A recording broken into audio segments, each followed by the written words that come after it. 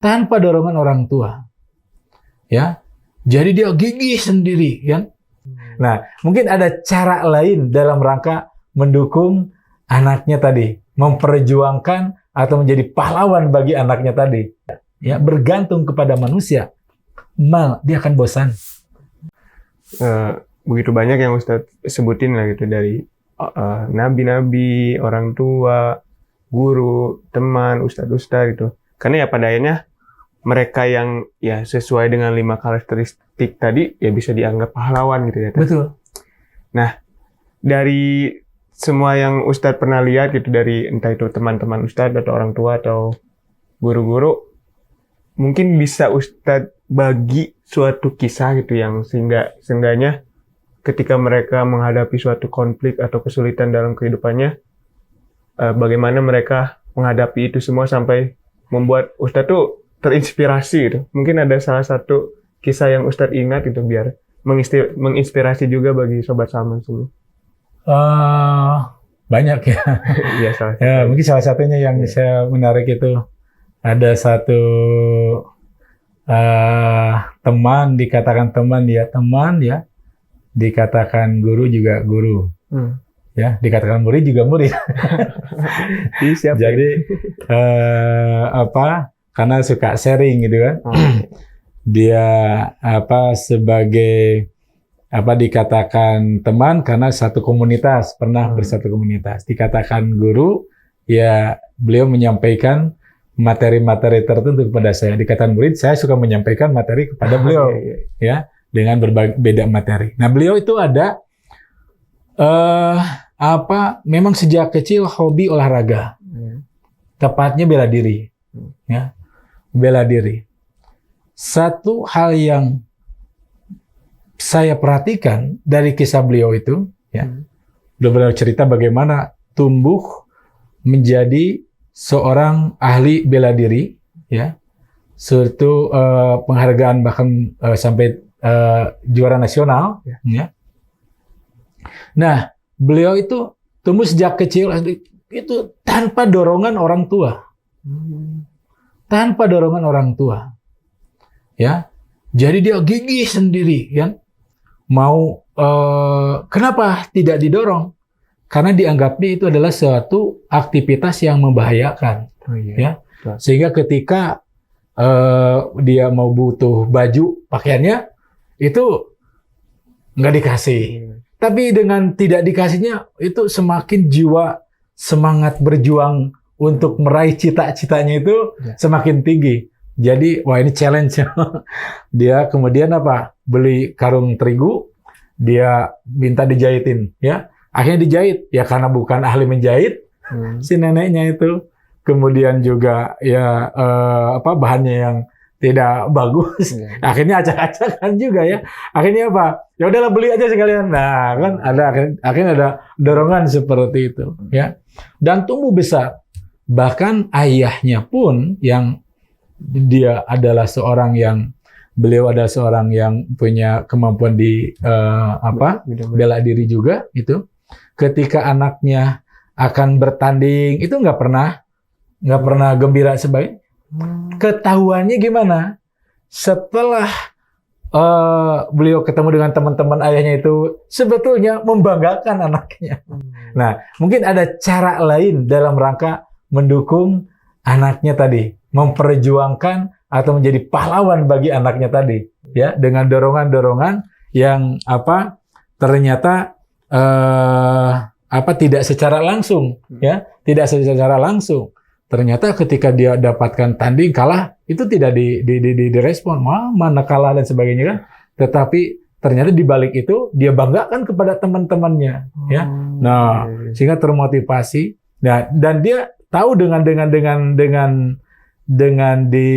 tidak mendapatkan apresiasi itu ini satu tantangan kan. Dia berjuang dia sampai akhirnya ya berhasil dan sukses luar biasa. Nah, itu adalah satu pola pendidikan bagaimana orang tua mendorong, ya, menumbuhkan nilai-nilai kepahlawanan itu tidak secara langsung, ya, mungkin bisa jadi dengan mensikapi yang berbeda, mungkin anak lain dianggap ini suatu yang tidak care ya dari orang tuanya, tapi dia tidak, dan hubungannya menjadi semakin baik terus sampai akhir hayat dari orang tua tersebut. Nah, ini adalah bentuk-bentuk akan menjadi inspirasi tadi bagi para jiwa-jiwa pahlawan itu. Ya apa?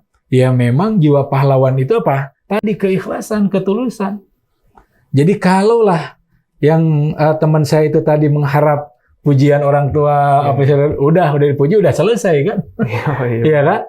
Tetapi dengan tidak dia dapat apresiasi secara langsung, dia terasa semakin gigih, dia semakin ingin menunjukkan tentang prestasi yang ingin dia raih itu seperti apa. Nah, itu terus menunjuk. Nah, itulah sebenarnya jiwa pahlawan, adanya cita-cita yang tadi ada sabat tadi. Ada keteguhan, pantang mundur, dia akan meraih cita-cita yang dia inginkan. Nah, itu menjadi inspirasi juga kalau kita renungkan kan, ternyata ya tadi tidak semua privilege itu menjadikan sebuah hal yang dapat membuat dia maju, ya. Tapi ada kalanya justru kekurangan sesuatu fasilitas itu menjadi sebuah tantangan, dan itu muncul jiwa-jiwa kepahlawanan itu kreatif. Kemudian dia terus tahan banting, dia akan kokoh, keteguhan, pantang menyerah, ya. Yang terpenting ada tadi ikhlas, ya, biarinlah pokoknya mau dianggap baik atau tidak, pokoknya saya akan meraih ini karena ini saya penting untuk menunjukkan bahwa saya ini adalah bisa. Nah, itu kan begitu. Ini adalah salah satu dari mungkin apabila saya renungkan banyak hal, ya. Masya Allah. Jiwa-jiwa keikhlasan itu saya banyak temukan di dalam kejadian ketika COVID.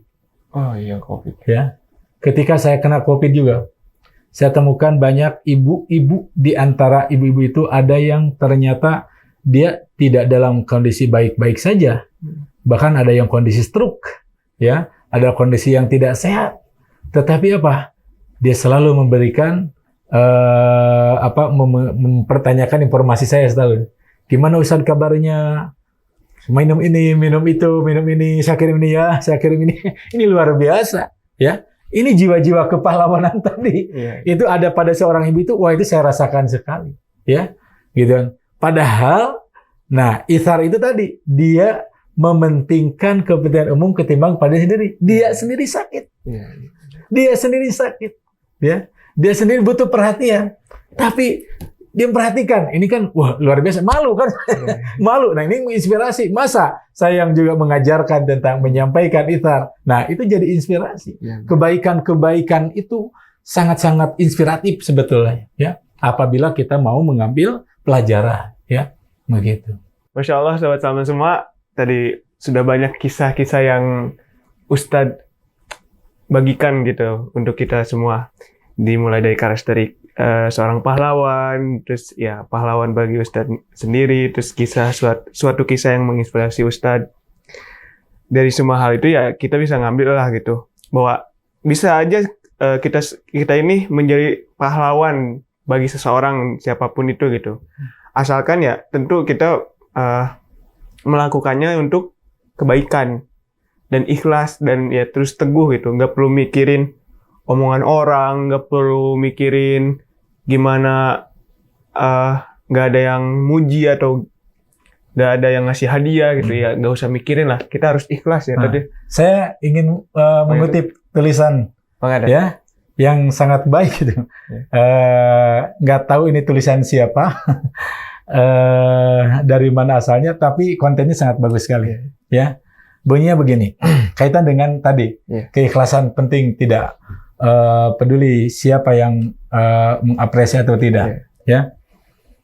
Mani tamada ala nasi mal, mani tamada ala malihi qal, mani tamada ala ilmihi dhal, mani tamada ala sultanihi dhal, wa mani tada ala aqlihi ikhtal, wa mani tada ala Allah la malla wala dalla wala qalla wala dhalla wala ikhtalla wala ay syai. Fala ta'tamidu illa liman istahaqqal i'timad alaih. Nah, ya. Jadi artinya manita pada 'alan nas, siapa orang yang berpegang kepada manusia, ya, bergantung kepada manusia, mal dia akan bosan. Ya, ingin dipuji, ingin bosan. Manita pada 'ala mali qal. Barang siapa yang berpegang teguh kepada hartanya semata, itu sebanyak apapun tetap sedikit. Ya, dia akan habis. Kan ludes. Manit tamada ala ilmi dhal. Barang siapa yang berpegang hanya kepada pengetahuannya semata, dia tidak mau mengasah pengetahuan dari sisi yang lain, dia akan mudah tersesat. Manit tamada ala sultanil dhal. Siapa yang berpegang teguh atau berpangku tangan kepada kekuasaannya semata, dhal, dia akan hina. Manit tamada ala aqlihi. Barang siapa yang berpegang teguh kepada akalnya semata, itu ikhtala, kadang dia akan bingung. Kemudian mani tada Allah, barang siapa yang berpegang teguh kepada Allah, la malla wala qalla wala dalla wala dalla wala ikhtalla. Dia tidak sedikit, ada yang bukan banyak, karena Allah yang maha banyak. Tidak akan bosan, tidak akan mengalami kekurangan, tidak akan tersesat, tidak akan hina, tidak akan bingung. Karena itu fala ta'tamidu, jangan kalian berpegang teguh illa liman istahaqqal i'timad alaih, kecuali kepada orang yang berhak untuk kepada siapa kita berpegang teguh. Nah, jiwa pahlawan adalah lihatnya lillah, karena Allah, ya, sebagaimana siapa Bung Tomo, Allahu Akbar, ya karena Allah lah. Ya, nggak peduli apakah nanti dicatat sebagai seorang pahlawan yang sekarang diperingati, mungkin tidak terpikirkan. Yang penting adalah bagaimana agar Indonesia terlepas dari yang namanya penjajah. Nah, kan itu dahsyat sekali. Masya Allah Ustadz, atas kutipannya itu ya, yang walaupun Ustadz gak tahu dari mana. Tapi ya itu sangat menginspirasi banget itu. Dan ya karena dari kutipan tadi sebagai penutup juga ya untuk Tanya Ustadz episode hari ini. Dan ya untuk kalian semua, Sobat Salman semua, jangan lupa untuk terus berbuat baik dan melakukannya untuk kepentingan umum dan melakukannya dengan ikhlas dan teguh itu. Dan tentunya kita juga mendoakan para pahlawan yang sekarang sedang berjuang itu di Palestina itu untuk merebut kembali hak-hak mereka. Semoga ya mereka terus dikuatkan dan diberi pertolongan oleh Allah Subhanahu wa taala. Amin. Mungkin sekian untuk Tanya Ustadz episode hari ini. Terima kasih Ustadz atas semua kisah-kisah inspiratifnya. Kembali lagi nanti kita ditanya Ustadz episode selanjutnya. Wassalamualaikum warahmatullahi wabarakatuh. Waalaikumsalam warahmatullahi wabarakatuh.